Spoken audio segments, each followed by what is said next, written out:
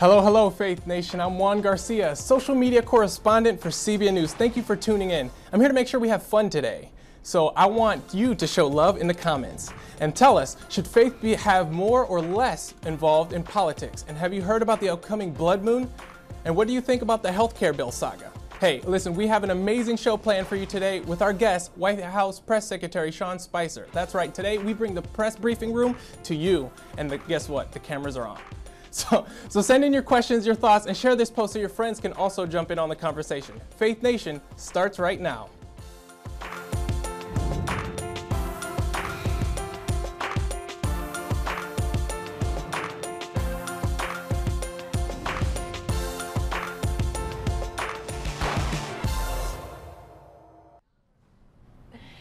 Well, it is a new day in D.C., and David, it's a new day for us here as well. Faith Nation, we're here. It's not Face the Nation. Faith Nation. Listen, no disrespect to John Dickerson over at CBS. This is Faith Nation, and we're not playing. We're going to be interactive during the show. Send us your comments. We're moving through this pretty quickly, and we've got big tier A guests. We do. Every week we're going to be bringing you exclusive access to some of the biggest movers and shakers in the Beltway. And David, we have a pretty big guy up on tap. Talk about a mover and shaker. Let's bring him in. Would you, Sean Spicer from the White House. Sean, you're going to consider yourself a mover and a shaker, right? What are you? Definitely. Not this. It's way too hot to be moving or shaking today in Washington, D.C. But big congratulations to you and Jenna. It's great to see this show on now and represents such a growing audience that you guys have at CBN, and I'm glad and honored to be part of the kickoff.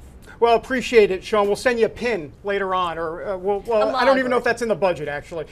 Hey, Sean, let me ask you about healthcare. Obviously, everybody's saying it's over. Even the repeal vote can't go through. There's a meeting today with the Senate GOP caucus. What's going to be on tap? I don't mean on the menu, literally, but Donald Trump, the president, did say this thing's going to get even better at lunchtime. That was a tweet this morning. What's the sense there, Sean? I think the president's committed to doing what he can to get this over the finish line. He understands how important health care is to American families and individuals, and so he's going to do everything he can to make sure that he puts a bill in place that gives the American people the access to health care and the affordability that they were promised over 8 years ago. We all know that Obamacare is a massive failure. It's costing too much. It's giving people a hard time getting to the doctors that they want to see and they need to see. And so the president's going to use every tool in his disposal to do what he can to repair health care, to fix the mistake that Democrats handed us. So is health care still alive at this point, or what's the status?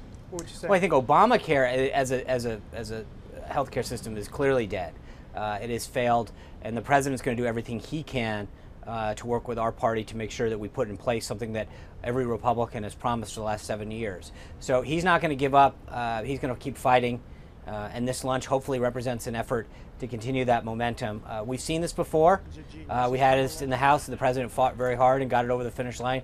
I think he's going to make sure that he does everything he can to get everyone on the same page. So this lunch is another effort to do just that, and if we have to, then we'll move forward next week in some way, shape, or form to continue the promise that Republicans have made. Sean, can I ask you a quick question straight up, because you're a straight up guy, which is Lisa Murkowski, Rob Portman, some of these folks, look, they voted for repeal only in 2015, and now they're saying they're not going to vote for that. How disappointing is that to this White House? Well, again, I think that those individuals, they, as you noted, all voted in 2015 to repeal Obamacare. They talked about how bad it was and the concerns that they had for the reasons that I laid out, that it wasn't giving people the affordability nor the accessibility that they were promised. So we would hope that those same people, when given a chance now, if they don't want to vote for this comprehensive approach to repeal in a place, would at least work with us on the repeal bill, something that they all voted for in 2015, and then give us 2 to 3 years to come up with a comprehensive replace bill. If that's where they want to go, we'll go there. It's something that they always supported, that they supported a couple of years ago, so we can at least default to that. But obviously the president still is committed to trying to do both repeal and replace. Sean, we all know tax reform is a heavy lift. What is the lesson learned from healthcare, and what's the strategy here? Well, remember, Jenna, I mean, we had to do, in the arcane way that Washington, D.C., and particularly the Senate operate, health care was being done so that it would achieve savings that while we would get an affordable and accessible way to do health care, it would also achieve savings that could be used through this process that's known as reconciliation in the Senate. So obviously that had to go first. But with tax reform, we've really engaged in a very comprehensive listening tour of businesses, individuals, companies, associations. We haven't had comprehensive tax reform since 1986, and as you all know, the world has changed significantly since then. We need a tax code that is simpler, that gives people the relief that they need, and updates the code to reflect the technology and modernization that we've experienced since then. So we've done a lot of outreach to make sure that we have support and an understanding of what the American people, what American families, individuals, small businesses need to help grow the economy, to help their families, to help people save and reinvest. And I think that as we head into the summer months, we're going to continue to have that conversation with the American people, and hopefully early in the fall when Congress returns, we'll be able to move forward with that legislation. Sean, let me ask you about the press briefings. You want to set the record straight a little bit. Look, you're must-see TV. You were must-see TV for a while. You're like the Seinfeld of television news or television politics. Give us the sense of how you decide there what's going to be on camera and off camera. What's the mechanism there, if you will? Well, there's a lot of factors, David, that go in every day. And obviously, one of the things that gets overblown, as you know, you're here quite often, is that we brief every day. And the question is, I think for some individuals, they want everything on camera every day. And as you know, like today, the president's going to have several events on camera. He's going to have the pool involved. And so on days when he's going to be doing big events and making major policy initiatives, it's obviously much more important to have the president's voice carry the day. And so we'll engage with reporters throughout the day. One of the things that people don't sometimes appreciate because of the way that they get it is, we're here very early in the morning, we stay very late at night, we're engaging with the press all day long, doing interviews like this, communicating with the press, and then we do a briefing every single day. I think for a lot of folks that they're more interested in getting the clip, to put on the internet, to put on their news, and we're interested in making sure that we communicate with the American people, that we give the press an opportunity to get their questions answered, but we're not here to make it a spectacle either. We want to make sure that we do things that are informative and helpful to get the president's message out, to answer the key questions. So on days when he's talking in particular, we're going to make sure that we let his voice carry the day. And the mainstream media, they want to talk about Russia all day long. Sean, what is a story that a lot of people are missing? Well, they're missing a lot of things, Jenna. I mean, when you talk about healthcare and education, tax reform, as you just mentioned a second ago, those are things that are on the top of mind. Immigration, gang violence, the opioid crisis. There's so many things that are affecting communities throughout this country. Religious liberty that we're talking about here in the White House on a consistent basis that aren't breaking through in the mainstream media. Now, I would say the one thing that's really interesting is that we did a big Made in America push the other day on Monday, where we talked about businesses and the efforts and the regulatory reform and the tax reform that the president's pushing to help Americans and to help American companies reinvest in this country, to help jobs grow. And we got great coverage throughout the 50 states. We didn't necessarily get so much on the national news. That's one of the challenges that we face, breaking through and talking to local and regional reporters and outlets, because I think that's where we get our bang for our buck. Last question, Sean. I know it's hot out there, so let me ask you real quick. The Jerusalem embassy situation, the vice president said the other day that, look, it's not a question of if, it's only when. This sounds like a pretty solid commitment to move the embassy to Jerusalem. What's the take? Well, again, I'm not gonna get ahead of the vice president. That's something that's still being worked. It's a commitment that the president made, and the vice president obviously is much closer to this issue in terms of the president's thinking. But we have been very close to working with at the staff level on this, and when we have an announcement, we'll make sure that we get it out there. Sounds good. We're done with questions. I will say this. We get a question all the time on Facebook to you specifically. It's a question from folks out there. They want to know how they can pray for you. So that's a question for them. Not from us, but from them. What's your answer to them? Well, honestly, anytime someone says that they're praying, that's a very meaningful thing, and obviously the way in which they communicate with God is very personal. Some people like to say a rosary or recite a prayer. Some people want to talk in their own personal way. It's obviously prayer is something that I think every individual has to decide how they want to have that conversation, and I appreciate any and all of it. Sean, thank you so much for joining us. Always great to see you. You bet. Thanks, Jenna. And again, congratulations on this show. I know it's going to be a great hit. And Sean, the pin is in the mail. Thanks, David. It is hot out there. Yeah, he was sweating, but I would have been sweating too. So. Nice of him to join us. fantastic. And Yeah. our first guest, and it's got to be worth a pin, maybe even more than a pin. Look, a couple quick takeaways. It was interesting. He didn't want to go there in terms of throwing any GOP moderates under the bus, like Lisa Murkowski and Rob Portman. Why? Because there is a chance still that healthcare somehow, some way can get, here's the evangelical term of the day, resurrected. Thank you very much. I worked on that. There you go. Thank you so much. Resurrected at some point. So I think there's still potential hope. Maybe a sliver of hope, but there's some hope. Keep hope alive. Yeah, keep hope alive. Yeah. We will see. One last thing real quick. It was interesting on healthcare, where not just on healthcare, but on the briefings, the actual briefings that Sean talked about. And you know, to me, what's fascinating is the media is all up in arms that he's not on camera. Hey, look, they're briefing. Audio, the last time I checked, audio counts just as much as video. And words are words, no matter where they come from. I get the beef that the media has, don't get me wrong, but having said that, you know, it feels a little disingenuous that you can't get the information just because it's audio. So anyhow. It's the same information. That's right. Same information being put out there. All right. Well, we want to see what all of you are out there are saying. For that, let's send it over to the social desk with Juan. Hey, Juan.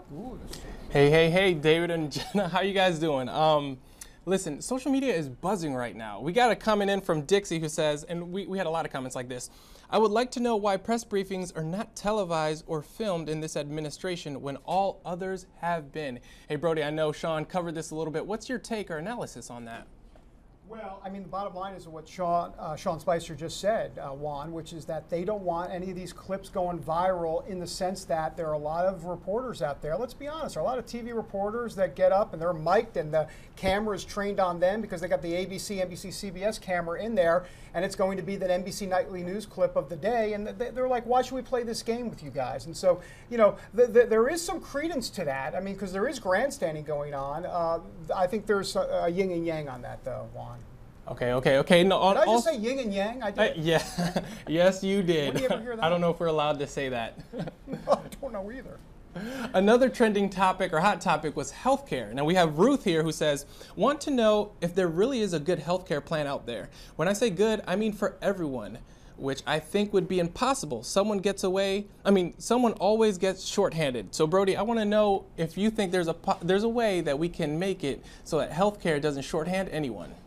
Well, Juan, we were just talking about this, Jen and I, and you know, I'm curious about your take on this. I can tell you that good luck with healthcare for everyone. You know what? I don't think you can ever make anybody completely happy. It is such a complicated issue, and the problem is, you know, you're always going to be taking away or giving to certain groups of people. So of course, it's going to be unpopular with certain people. And good luck trying to get 50 votes on the Republican side to take an entitlement away from folks. It doesn't work that way, especially here in Washington. Juan, sounds to good. That sounds I just wanted to do like it sounded angry-ish. Well, hey, listen, you guys, stay connected, keep engaging with us. I'll be reading the comments all day long. Continue to show us love, and back to you guys. Continue to show us love. Yes, please. Please. Yeah, show us love and all sorts of ways. Look, hey, Jenna, talk to us a little bit about CBN News. And you know, it's a new day in DC. We're getting a lot of access. A lot of people may be like, CBN News, like .com, but CBN. Right. Tell us more about CBN. Who are we and what are we all about? Well, for those of you who are just new to CBN News, we wanted to tell you a little bit about ourselves. So, yeah, take a look.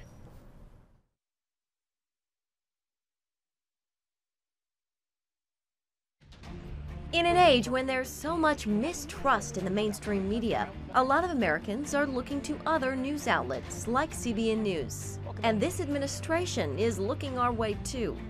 You may have seen this interview David Brody scored with President Trump back in January during his first week in office. You like Mr. President or Mr. Trump? You can call me anything you want. Literally 5 days in, it was roughly 5 or 6 days into his administration, CBN News is in the White House interviewing the President of the United States. Or my interview with Karen Pence, her first as Second Lady. CBN News gets a lot of these exclusive interviews and has unique access to some of the biggest movers and shakers around.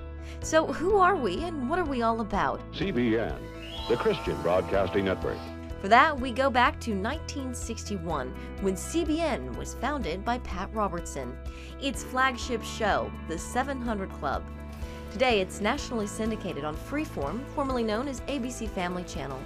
Of course, part of the hour-long faith-inspired program includes news. CBN News was established in 1982 and is headquartered in Virginia Beach with bureaus in Jerusalem and D.C. Senate GOP leaders hope to bring the measure to the floor for a vote. Here in D.C., Abigail Robertson keeps tabs on Capitol Hill. He chose to reinstate the Mexico City policy. Jennifer Wishon is our White House correspondent. She's at the news briefings day in and day out. CBN has tremendous access to this White House, which is incredible.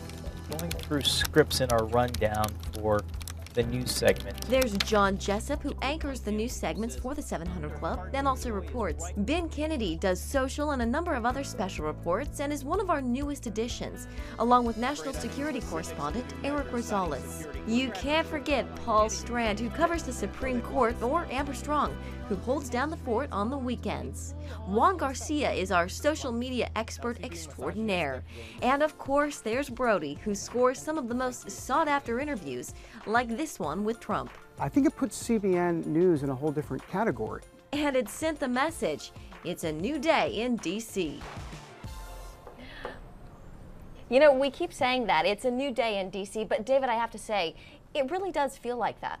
It does, and it's translated into what we just saw there. And it was a heck of an interview you did by, there's the guy David Brody in there, so I appreciate you interviewing him. Thank you. Who is this guy? He's great. I don't know, but I'll take more airtime for sure. Like if you agree. Hey, speaking of, like if you agree. Speaking of airtime, let's go back to Juan Garcia, not over at the social seat, but we want to get right to a piece where he went to the streets of D.C. because, look, he's a man of the people, you know this, Juan Garcia, and he talked about faith and politics. How much should faith be involved in politics? It is a Judeo-Christian nation after all, but some folks get a little spooked when faith gets too heavily involved in politics.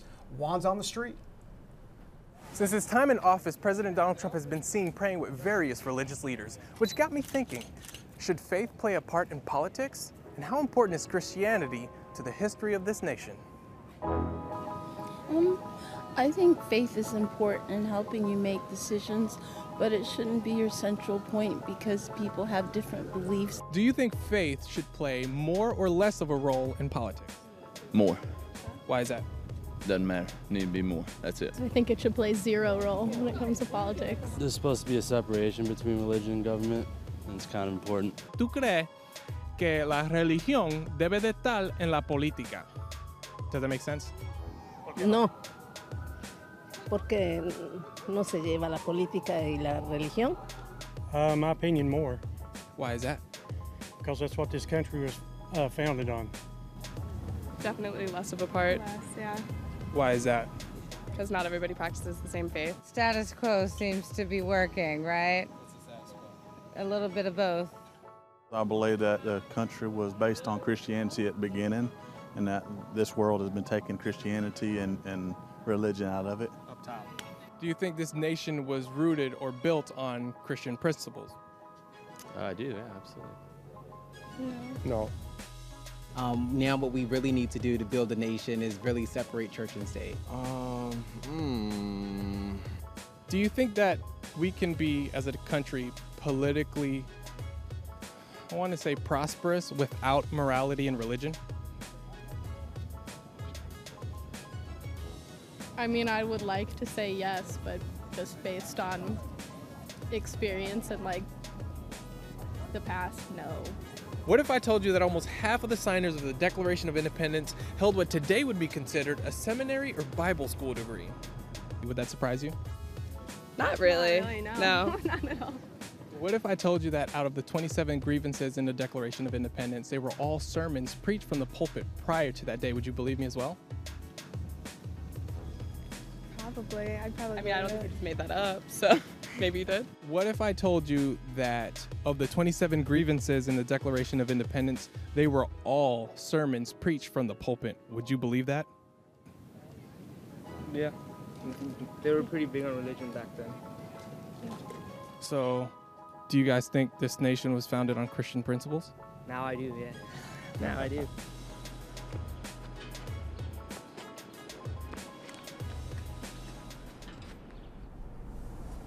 You know what, Brody? I love that you called me a man of the people. That's my new title now. But hey, the comments are still flowing in. This one's from John Moeller. Faith in Jesus Christ should be front and center, just like the majority of our founding fathers. Do you think that's something that maybe not being taught in schools today, Brody? Absolutely. Juan, go back to 1963. You know, before, pre-1963, there was prayer in schools, right? There was Bible reading in schools. Donald Trump comes from that era. You know, he was born in 1946. He's an old-time guy when it comes to religion. You know, you didn't go to church in baggy shorts. And so, yeah, I think we've lost a lot of, obviously we've lost the Judeo-Christian principles in this country. I don't think there's any question about it. But look, a black robe regiment is needed in this country. I don't think there's any question about it. You just saw it right there, Juan, when he asked about the Revolutionary War period and all of that, and the pastor speaking from the pulpit. That's what's going on today, but there needs to be a lot more of it, and I think you're starting to see a little bit of that building steam across the country. We'll report about it on Faith Nation. Yeah. Mm-hmm. That's right, that's right. And also, there's another comment that says most millennials say no. Is that a generational thing? Like, I think you kind of covered it, but like, I'm a millennial. Yeah, you know, I think it's a little bit of the PC culture that we live in. Yeah. You know, I think maybe that's a practiced response, whether they actually feel that way or not. What do you think? Yeah, no, I agree with you, but you know, I'm going to have to plead the fifth because I'm not a millennial. Hello. Sorry. Yeah. No, but it's a different culture out there today for sure. It is. Yeah. It is. So good. Juan, what else you got over there other than you're snazzily dressed, I might add? You like the shirt and tie? Oh, that's good stuff right there. Well, tell me on Facebook. Continue connecting. Tell us your thoughts. Continue to ask your questions. I'm still reading through all of these. And please hit subscribe on the bottom right corner. Now, Juan is like the hippest guy on Facebook Live. No, he keeps it real. So fresh. Oh, my goodness. So fly. I don't even think he's wearing socks. The one and only. I don't think he's wearing socks either. I don't think so. No.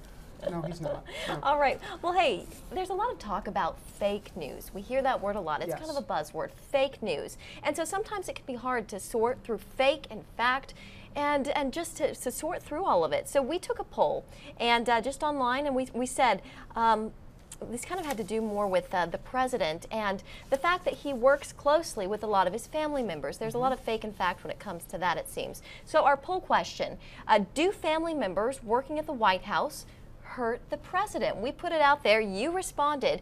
77% said no, 23% said yes. David, what do you make of these results? Well, not necessarily surprising especially if it's a pro-Trump crowd out there, and this is part of the issue in this country. You know, we're so divided. There's this parallel universe. You know, you put that to the Washington, D.C., New York, Acela corridor crowd, and you're going to get a reverse of those numbers. And so I think that that's part of the reason for Faith Nation, to let that voice be heard. Look, there's a lot of Donald Trump's base out there that says he's doing just fine. And what's the problem with having the kids? The kids are competent. Last time I checked, right? They were only apprentice after now, but they're competent. And so what's the problem with that? Though I do think there needs to be obviously some checks and balances in that, and you can't have the look of inappropriateness. So I think that's a big part of it. It's all about optics. Optics. Another buzzword we hear a lot. Well, Amber Strong, she looked into this a little bit deeper. Go ahead and watch this. Hello, Facebook friends. So I have a question for you. Have you ever been scrolling through your Facebook timeline or perhaps your Twitter feed and you saw an article or a headline that made you stop and say, well, that can't be real? And I'm not talking about something outlandish. I'm not talking about 30,000 Martians land at a Taco Bell in Arizona. No, I'm talking about a headline or an article that just is a little bit slanted. Well, we here at Faith Nation are here to take the guesswork out of the articles in a new segment that we like to call Fake or Fact.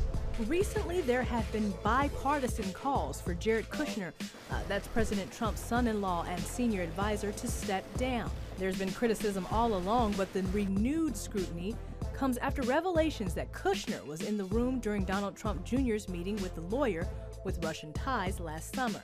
Now, Kushner has been a key part in forwarding the president's agenda, particularly when it comes to negotiating a Middle East peace agreement. Nevertheless, critics say none of the Trump children should be serving in his White House. So, fake or fact?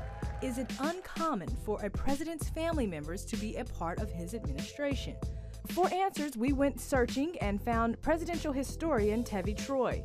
He says history is full of examples. Bobby Kennedy was campaign manager for John F. Kennedy, and he got the role as Attorney General. There's some indications that John F. Kennedy was a little uncomfortable with it, and that his father, Joe Kennedy, pressed him to have Bobby as his attorney general, and even made the argument that when things are really bad, you're going to need to have someone you can trust. According to Troy, the practice was criticized then, too.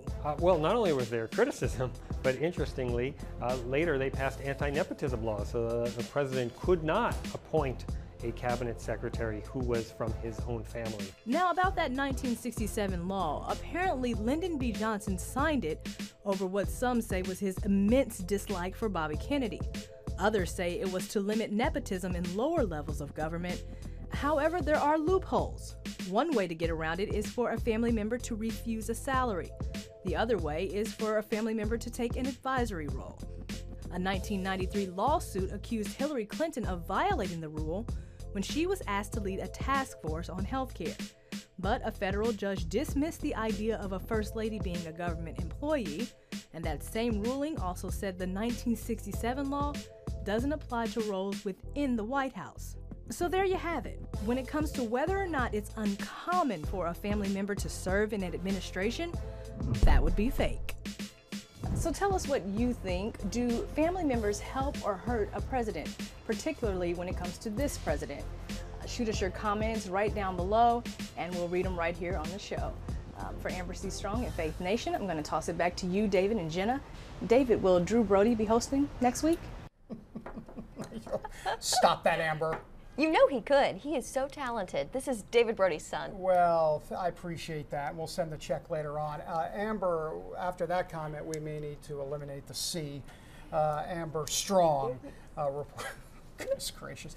Hey, by the way, speaking about fake or fact, or fact or fake, all of that, I thought it was interesting that Donald Trump is now calling CNN, and he did this a few weeks ago, actually a month or two ago, fraud news network. And there's a difference between fake and fraud. You know, fraud implies deception. And I think a lot of what the media coverage can be about is deception. In other words, the actual story itself may not be fake, but the way you present it could be very deceptive and therefore fraudulent. And so I think there's a fine line between those two, but just something to think about, at least I have, over a good buffet. Yeah, absolutely. Of course, complete with a lot of carbs and sodium, right? That's right. I'm a big fan of carbs. Ditto. Good. All right, well, a lot of stories have a faith angle, and that's what we want to bring you here. So Ben Kennedy, he's keeping tabs on faith stories. Let's go to him now. Hey, Ben. Hey guys, as you mentioned during your conversation with Sean Spicer, Vice President Mike Pence promised that the U.S. Embassy in Israel will be moved from Tel Aviv to Jerusalem. You heard him say it is not an if, but a when. He made the announcement at the Christians United for Israel Summit in D.C. Now, we've seen a lot of comments today on Facebook about the VP's promise. David, I want to backtrack to you for just a bit. You were recently in Israel traveling with the president on his world religion tour. Now both Trump and Pence have promised to move the embassy. The big question, when do you expect that to happen? Well, Ben, I got to tell you, this is going to be something that's going to go on for quite a long time. And a lot of people thought it was a broken promise that Donald Trump made or did not fulfill when he went over to Jerusalem. But the truth of the matter is he's got some time here, and he's going to wait for Abbas and the Palestinians to figure this thing out, because if they don't move on this peace process deal, then Donald Trump indeed will play that card, and it won't be a broken promise. So that's my take. All right, David and Jenna, we're going to go right into solar eclipses. One's heading our way in a very short time. Here are some of the facts. A solar eclipse hasn't passed over the country in almost 100 years. Hard to believe. One hasn't been visible from the continental U.S. in 37 years, but that's about to change. In just over a month, on August 21st, a solar eclipse is set to pass over the U.S. Now, this has a lot of Christians talking, wondering what the Bible says about this rare event. We want to know, what do you think? Comment below, leave any questions you might have. CBN News has an upcoming interview with Pastor John Hagee. Now, he'll answer some of your questions, so make sure to leave those comments, and we'll have that interview soon for you coming up on Faith Nation. I'll send it right back to David and Jenna. Boy, Ben, you're looking dapper. So I'm dapper. going to call him so Jake Dapper. I've decided that's our like Faith Jake Nation. Tapper on CNN. Thank you very much. Anyhow, thanks, Ben. Appreciate that. All right, let's go ahead and send it back to the social seat with Juan. Juan, what are people saying? Hey, every time we mention Israel, the numbers go through the roof. Boom. I got Janet who says, wherever I stand with Israel. Brody, unpack a little bit of the implications and the significance of this administration and the relationship with Israel. Well, let's start with this. This just in, Jared Kushner is Jewish, and he's the president's son-in-law, which I think gives him a bit of street cred in this department, Juan. I don't think there's any question about it. And beyond that, look, I mean, his AIPAC speech was well received, and you just go down the list. I mean, Netanyahu loves the guy, right? Yeah. I mean, so there hasn't been any misstep here, but of course, if you listen to the media, they're going to want to always nitpick on certain things, and of course, there was that whole Holocaust statement that didn't get handled well by Sean Spicer. But the reality is that there's no doubt that President Trump is a friend of the Jewish people, and he knows, and he's getting advice from evangelicals, that he has to stand with Israel, because that's right, we go back to Genesis, we know that if you stand with Israel, you'll indeed be blessed. That's right, and we want you to continue to like, comment, share this stream. Remember, I get paid by the like, just kidding. But yeah, we read all those comments, and back to you, Brody. All right, thank you, Juan. Well, Brody, first show just about in the books. I have to ask you for your Brody File take. What do you think? I've been looking forward to this. This is the narcissistic portion of the show. Thank you so much. Hey, look, a couple things. We noticed that when we had the Sean Spicer interview, Inside Edition called, wanted some video of it. New York Times is calling. Politico's Playbook wants to know. And it got me thinking, hey, not only is this a new day in D.C., but it's really a chance to drive the conversation, not in a conservative way, not in a liberal way, in a biblical way, and having more eyeballs tuned here to CBNnews.com. And so that's what we're doing here on Faith Nation. And who knows? Inside Edition is paying attention. Jenna, something must be going right. Yeah, this is just the beginning, I have a feeling. All right, well, thank you so much, everybody, for joining us, and we'll be right back here again next Wednesday, 12:30 p.m. Eastern Time. We'll see you then.